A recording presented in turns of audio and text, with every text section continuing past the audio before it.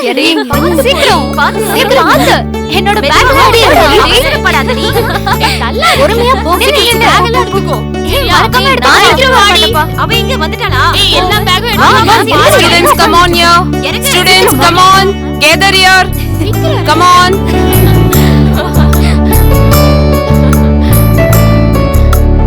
நல்லா இருக்குல இந்த பிளேஸ். ஏய் ஷாம்பு எடுத்துட்டு வந்தியா? ஐயோ இல்லடி. போம்போது இங்க முந்திக்கலாம். எல்லாரும் வந்து நீ இப்படி தாண்டி பண்ணிட்டு இருக்க. நான் மட்டுமா? நீ அப்படிதான். ஹேய் கோயிலுக்கு தானே வந்திருக்க. சரியா நில்லுடி. ஸ்டூடண்ட்ஸ் இங்க மயிலாடுதுறை பக்கத்துல மூவலாறு காவேரி அருகில் சித்தர்காடு சிவன் கோவில் தான் இது. இந்த சித்தர்காடு ரொம்ப பழமை வாய்ந்தது. இதுதான் சித்தர்காடு. இது ரொம்ப அழகான சின்ன ஊரு. திரேதா யுகத்துல ராமரும் சீதையும் இந்த இயற்கை அழக ரசிச்சு இங்க ஒரு சிவன் கோவில உருவாக்கணும்னு முடிவெடுத்தாங்களாம். அப்போ ஸ்ரீராமன் ஹனுமனை காசிக்கு போய் சிவலிங்கத்தை எடுத்துட்டு வர சொன்னாராம். காசிக்கு போன ஹனுமன் எந்த சிவலிங்கத்தை எடுத்துட்டு வரணும்னு தெரியாம ரொம்ப குழம்பி போய் ரொம்ப நேரம் ஆனதுக்கு அப்புறமா ஒரு முடிவுக்கு வந்து அங்க இருக்கிற லிங்கத்தை ஒண்ணு எடுத்துக்கிட்டு ஆகாயம் வழியா புறப்பட்டாராம். ஆனா என்ன, முனிவர்கள் குறிச்ச முகூர்த்தத்துக்கு ஹனுமன் வராததுனால அப்ப ஸ்ரீராமன் பூஜைக்காக மனசுல சிவனை மனசார வேண்டிக்கிட்டதுனால சிவன் நேர்லயே வந்து ஆத்மலிங்கமா உருவெடுத்தாரு. அப்ப ஸ்ரீராமன் ஆத்மலிங்கத்தை இங்க கோவிலா உருவாக்குனாரு. அதனால இங்க இருக்கிற சிவனை எல்லாரும் ராமலிங்கேஸ்வர சுவாமிகள்னு சொல்லுவாங்க. ஆனா அதுக்கப்புறம் அனுமான் கொண்டு வந்த லிங்கம் என்னாச்சு மேடம்? வாங்க காட்டுறேன். Okay madam. சீக்கிரம் வாங்கடி.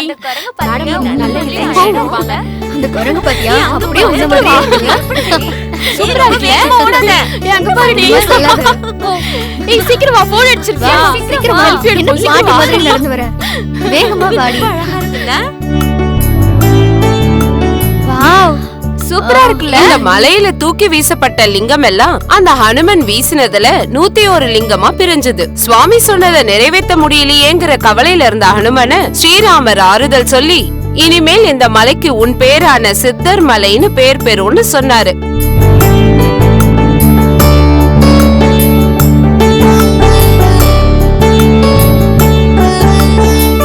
அது மட்டும் இல்லாம ஹனுமன் கொண்டு வந்த ஒரு லிங்கத்தை ராமலிங்கேஸ்வர சுவாமி பக்கத்துல தெற்கு திசையில அமர வைத்தார். அதுதான் காசி மாருதி விஸ்வேஸ்வர ஆலயம். ராமலிங்கேஸ்வர கோவில பத்தி ஆர்காலஜிஸ்ட் என்ன சொல்றாங்க மேடம்? கிமு 4வது நூற்றாண்டுல இருந்து 7வது நூற்றாண்டு வரைக்கும் தமிழகம் ஆட்சி செய்த ராஜாக்களுடைய குடியிருப்புகள் இங்க நிறைய இருக்குன்னு ஆர்காலஜி சோதிச்சதுல தெரிய வந்தது. இங்க ஆர்காலஜிக்காரங்க தோண்டினதுல இந்த இடத்துல பாழடைஞ்ச அரண்மனையும் மாளிகைகளும் நகைகளும் நாணயங்கள் மண் பாத்திரங்கள் யாக பாத்திரங்கள் வெளிப்பட்டன. இது எல்லாமே கீழே இருக்கிற மியூசியத்துல வச்சிருக்காங்க. சோ நான் இப்ப சொன்னதுல இருந்து இந்த கோவில பத்தி உங்க எல்லாருக்கும் புரிஞ்சிருக்கும்னு நினைக்கிறேன். மேடம் இப்ப அந்த மியூசியம் நாங்க பாக்கலாமா? பாக்குறதுக்கு தானே வந்திருக்கோம். முதல்ல ஹனுமன் தூக்கி போட்ட இந்த லிங்கத்தை எல்லாரும் போய் பாத்துட்டு வாங்க. இது எல்லாமே ரொம்ப மகிமை வாய்ந்ததுன்னு சொல்லுவாங்க. Okay madam. வாடி போலாம். ஏய் வாடி நம்ம அந்த பக்கம் போலாம். சூப்பரா இருக்குல? சூப்பரா இருக்கு பாரு. வச்சிருக்கியா? சில்லுன்னு இருக்கு காத்து.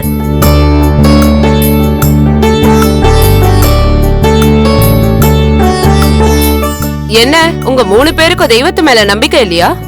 ஐயோ அப்படிலாம் ஒண்ணும் இல்ல மேடம். கடவுளான அந்த மகாவிஷ்ணுவும் ஸ்ரீராமனா மானிட ஜென்மம் எடுத்து அந்த சிவனை கும்பிட்டாரு. அதுதான் அந்த பரமேஸ்வரனோட மகிமை. மனைவிக்கு பாதி உடல் கொடுத்த அந்த ஆதிசங்கரன் தான் முதல் கடவுள். ஆகாயத்துல பாதி பூமியில பாதின்னு சொல்லி நம்ம ஆர்ப்பாட்டம் பண்றோம். ஆனா கடவுள்கள்ல அந்த வேறுபாடு கிடையாது. அதனால அவர் செஞ்ச நன்றி கடனுக்காவது நீங்க அந்த லிங்கத்தை எல்லாம் போய் பாத்துட்டு வாங்க. வாங்கடி போய் பாத்துட்டு வரலாம். ஓம் ஹரஹர மகாதேவ சம்போ சங்கரா.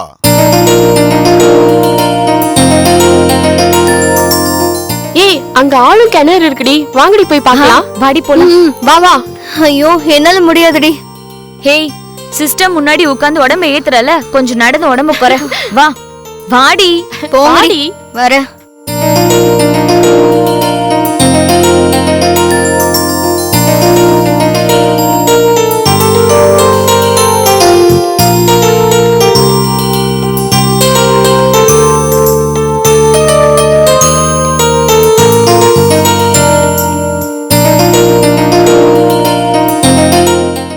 அந்த அனுமான் தூக்கிப்பட்ட லிங்கம்னு சொல்ல வரியா?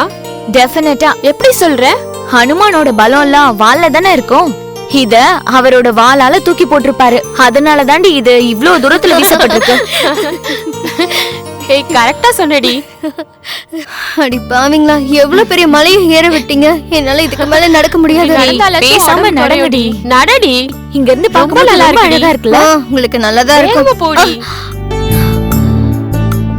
அம்மாடி. அம்மா. ஆனாலும் இந்த ஸ்ரீராமன் வேற எந்த கடவுளும் இல்லாத மாதிரி இங்க ஒரு கோவில் கட்டினாரு. ஏண்டி, எதுக்கு? எனக்கு சிவன்லாம் பிடிக்காது. பாவம், அவர் என்னடி பண்ணாரு? பொண்டாட்டிக்கு பாதி உடம்பு கொடுத்தாரு, நல்லா இருந்துச்சு. ஆனா இன்னொரு பொண்ணு கங்காவை கொண்டு வந்து தலையில வச்சுக்கிட்டாரு. அதனாலதான் எனக்கு அவரை பிடிக்காது. நீ சொன்னது உண்மை ஜெயா. கட்டிக்கிட்ட பொண்டாட்டிய விட அடுத்த பொம்பளைங்க மேலதான் ஆம்பளைங்களுக்கு ஆசை. அங்க சுத்தி இங்க சுத்தி கடைசியில இந்த மேட்ரு உனக்கே மேட்ச் அடிச்ச நிலம்பரி. அந்தந்த விஷயங்களை அங்கேயே மறந்து போயிடணும். இல்லன்னா லைஃப்ல எதையும் சரியா அனுபவிக்க முடியாது. சரி, பர்சனல் மேட்டரை மறந்துடலாம். கொஞ்ச நேரம் சிவனை பத்தி பேசலாம். கொஞ்சம் புண்ணியமாவது கிடைக்கும். அவரோட மலையில தானே இப்ப உட்காந்துட்டு இருக்கோம். ஆமாமா, 2 பொண்டாட்டிங்க கதையெல்லாம் இவளுக்குதான் நல்லா தெரியும்டி. ஏய், வாய் மூடு. பூஜா, நீ கோயில் வளாகத்துல இருக்கிறதுனால தப்பிச்ச. இல்லனா உன்னை கொன்னு போட்டிருப்பேன். பார்வதி தேவி முன் ஜென்மத்துல சத்திய தேவி. அவ கண்ணு முன்னாடியே அவளோட அப்பா தன்னுடைய புருஷனை அவமானப்படுத்தினார்னு அதை தாங்கிக்க முடியாம தீ குளிச்சு செத்து போயிட்டா. ஆனா தான் புருஷன் சிவன் மேல ரொம்ப பிரியம். அதனாலதான் அடுத்த ஜென்மத்திலையும் தேடி கண்டுபிடிச்சு சிவனையே கட்டிக்கிட்டா. ஆனா அப்பேற்பட்ட மனைவியே சந்தேகப்பட்டாரு இவர். ஆனா ஒரு சாதாரண மனுஷன். எங்க அப்பாலாம் ஒரு கணக்கா? அந்த கடவுளும் ஒரு ஆம்பளை தானடி. ஒரு பொண்ணோட சாபம் வாங்குறதுக்கு ஆம்பளையா இருந்தானே கடவுளா இருந்தானே.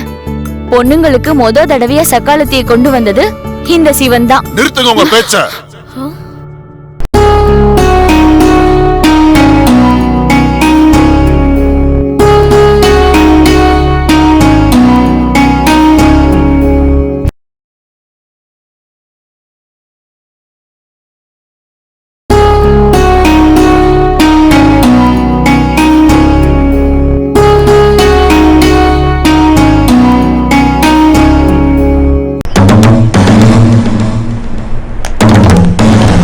உங்களுக்கு அப்படி என்ன தெரியும்னு சிவன் மேல பழிய போடுறீங்க?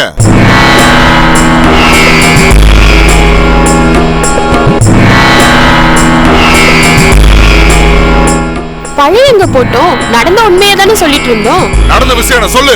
அந்த கடவுள் மேல பழிய போடுறதுக்கு நீங்களும் உங்க வாழ்க்கை போதுமா? நீங்க தான் தேவையில்லாம எங்க விஷயத்துல தலையிடுறீங்க. நாங்க இஷ்டத்துக்கு பேசும்போது நீங்க ஏன் தலையிடுறீங்க? உங்க வீண் பேச்சுல தலையிடுறதுக்கு எனக்கு அவசியம் இல்ல. ஆனா அந்த கடவுளை பத்தி தப்பா பேசினா நான் சும்மாவே இருக்க மாட்டேன். அந்த சிவனை சொன்னா உங்களுக்கு எதுக்கு கோவம் வருது? ஏய், அந்த சிவன் என்ன உங்க வீட்டு வேலைக்காரன் நினைச்சியா? இல்ல, அந்த பார்வதி ஏமாத்தின ஏமாத்துக்காரன் நினைக்கிறேன். நிறுத்துவ அகம்பாவத்தை. மகா முனிவர்களுக்கும் சித்தர்களுக்கும் தெரியாத சிவன் தத்துவத்தை விமர்சனம் பண்ண உங்களுக்கு யோகியதை கிடையாது. ஒரு பொண்ண பார்வதி தேவியோட நிலைமையை நினைச்சு நாங்க வருத்தப்பட்டோம். அவ்வளவுதான் சாமி. அந்த பார்வதி தேவியை பத்தி நீ கவலைப்படாத. நாளைக்கு உன்னோட நிலைமைன்றதை நீ பாரு. என்ன ஆகும்? சாப்பிட போகும்போது ருசி எதுக்கு? அனுபவிச்சாதான் உனக்கு புரிய போகுது.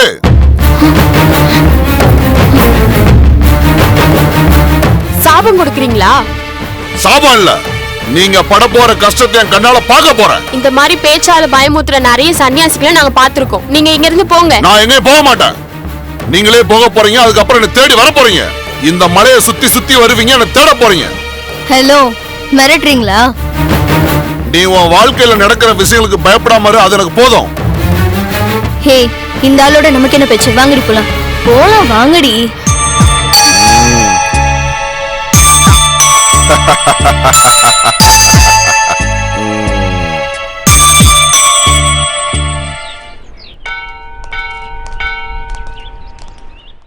நான் வேண்டினது நிறைவேறினா மறுபடியும் வருவேன்னு வேண்டிக்கிட்டேன்டி. என்னடி அவர் ரொம்ப ஓவரா பண்றாரு?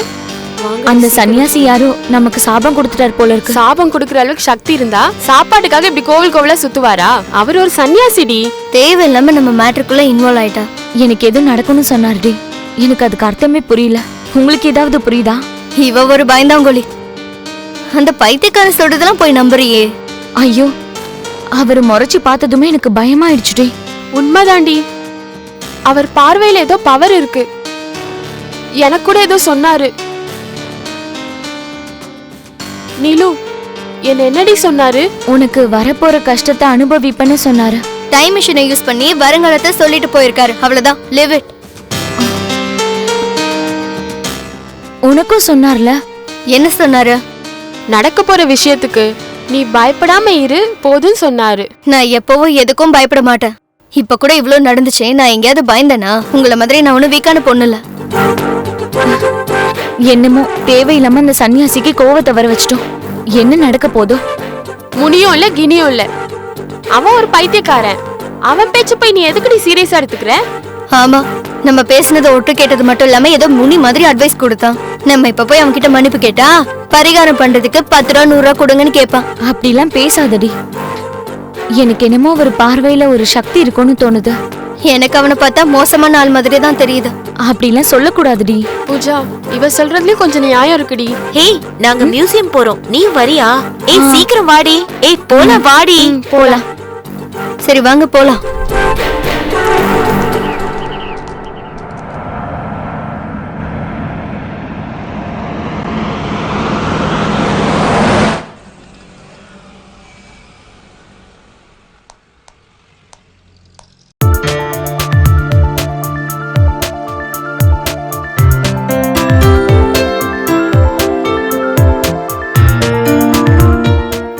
கீதா தேவி மேடம் வீடுதான். அவங்க மேல இருக்காங்க. என்ன வேணும் சொல்லுங்க. என்ன வேணும்? நான் யாரா? அந்த கீதா தேவிக்கு ஹஸ்பண்ட்னு சொல்லுவாங்க. வணக்கம் வணக்கம். ஓகே, நீங்களா? நான் சொல்லிடுறேன். யாரு போன்? வச்சுறேன். Commissioner of industries. என்ன சொல்றாரு? உனக்கு ஏதோ ஞாபகப்படுத்த சொன்னாரு. அவங்க ஆபீஸ்ல ஏதோ ஃபங்க்ஷன் இருக்கான், என்ன கெஸ்டா வர சொன்னாரு. டொனேஷன் நிறைய கொடுப்பேங்கிறதுக்காக வர சொல்லி இருப்பாரு. டொனேஷன் கொடுத்துட்டா மட்டும் அவர் எல்லாரையும் கூப்பிட மாட்டாரு. அதுக்கு ஒரு அருகதை ஸ்டேட்டஸ் இருக்கணும்.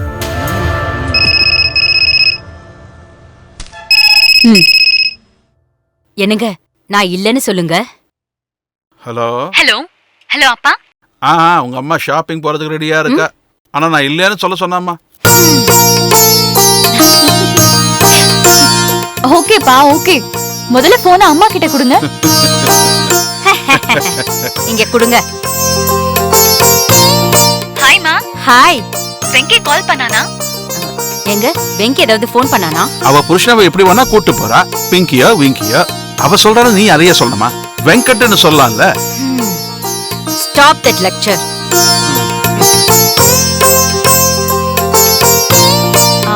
எங்க நான் கம்பெனிக்கு போறேன், நீங்களும் வரீங்களா? வரேன். உனக்கு திருஷ்டி படாம இருக்கணும்னா ஒரு திருஷ்டி பொம்மை கூட இருக்கணும்ல. உங்களை விட சின்ன பொண்ணா தெரியறது உங்களுக்கு பொறாமையா இருக்கு. Come on. Hi daddy. என்னம்மா, டூர் நல்லா இருந்ததா? ரொம்ப நல்லா போச்சு டாடி. Hi mom. என்னடி இது Dress? புதுசா வாங்கியிருக்கேன். கலர் நல்லா இருக்குல்ல மம்மி? கன்றாவியா இருக்கு. ஆமா, இந்த மாதிரி Dress போடக்கூடாதுன்னு உன்கிட்ட எத்தனை தடவை சொல்றது? ஏமா, டிராவல் பண்ணி வந்த குழந்தைக்கு காஃபியா டீயா கொடுக்காம இப்படி திட்டிட்டே இருக்கியா கீதா? அதெல்லாம் கொடுக்கறதுக்கு வேலைக்காரங்க இருக்காங்க. பொண்ணுக்கு நல்லது கெட்டது சொல்லி கொடுக்கறது தாய். நீங்க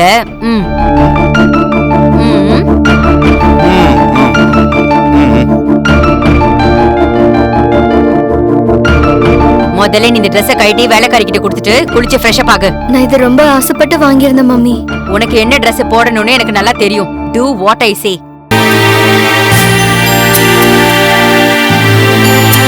உங்க அம்மாவுக்கு பைத்தியம் கொஞ்ச அளவு முத்தி போச்சுமா. இந்த Dress-அ கண்ணுக்கு படாம எங்கேயா ஒளிச்சு வச்சுக்க. நீ ஆசைப்படும் போது போட்டுக்க, சரியா? என்ன அங்க குசு குசுன்னு பேச்சு? வரீங்களா இல்லையா? வரேன்.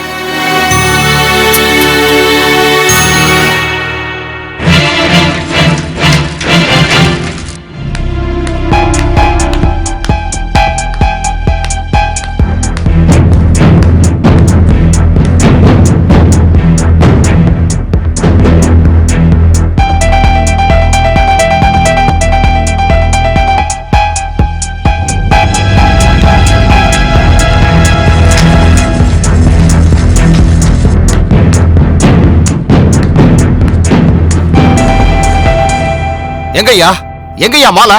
வந்துடும் சார், ஒரு 5 நிமிஷம்.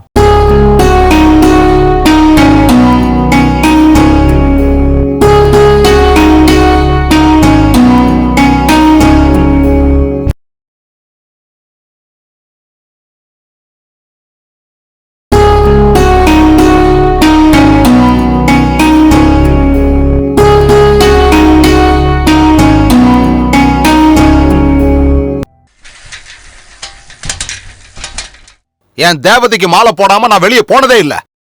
அது தெரிஞ்சு நீ இந்த மாதிரி அலட்சியமா இருக்கேன்னா? வந்துருச்சு சார், மாலை வந்துருச்சு. இது முத தடவைங்கிறதால உன்னை மன்னிச்சு விட்டுறேன். இல்லனா நான் உன்னை வேலையை விட்டே தூக்கி இருப்பேன்.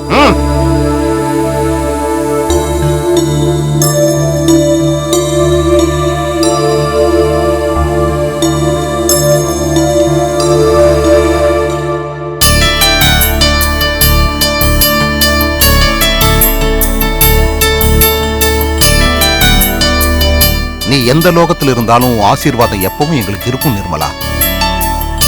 அந்த ஆசீர்வாதம் தான் எங்களுக்கு செல்வத்தையும் ஆனந்தத்தையும் தருது.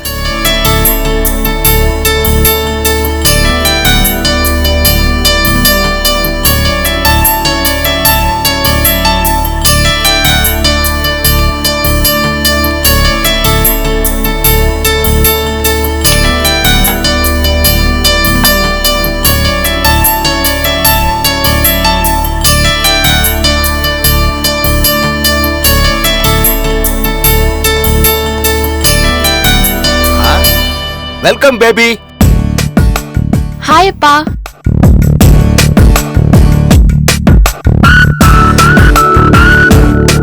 உனக்காகத்தான் வெயிட் பண்றேன்.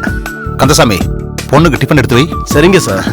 என்னம்மா, டூர் நல்லபடியா முடிஞ்சுதா? எக்ஸ்கர்ஷன்ல என்னெல்லாம் பாத்தீங்க? நிறைய பார்த்தேன் டாடி. அது சொல்றதுக்கு உங்களுக்கு ஒரு நாள் பத்தாது. சண்டே சொல்றேன் டாடி.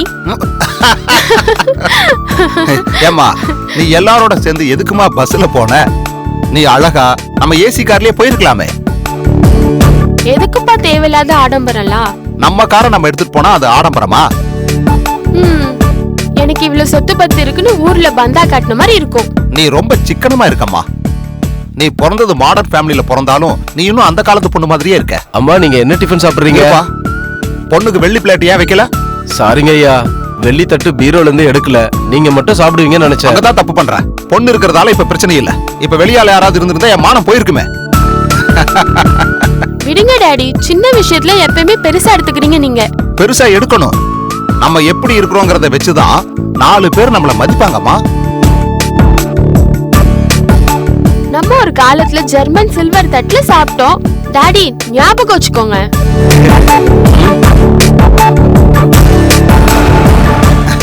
அந்த காலம் வேற, இந்த காலம் வேற. கஷ்ட காலத்தை பத்தி என்னைக்குமே நினைச்சு பார்க்க கூடாது. நீ முதல்ல டிஃபன் சாப்பிடுமா. நான் கொஞ்ச நேரம் கழிச்சு சாப்பிடுறேன் டாடி.